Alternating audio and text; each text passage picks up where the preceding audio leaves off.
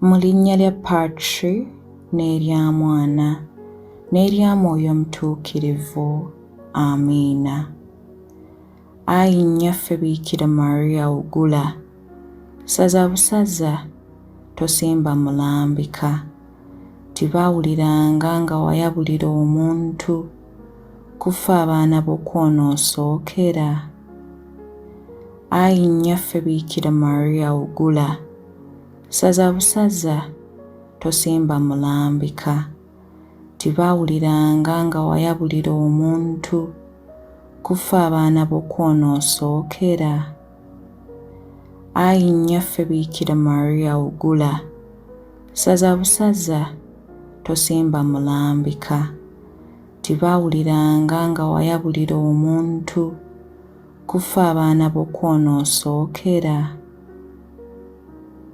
Mu linnya lya Patri n'erya Mwana n'erya Mwoyo Omutuukirivu. Amiina.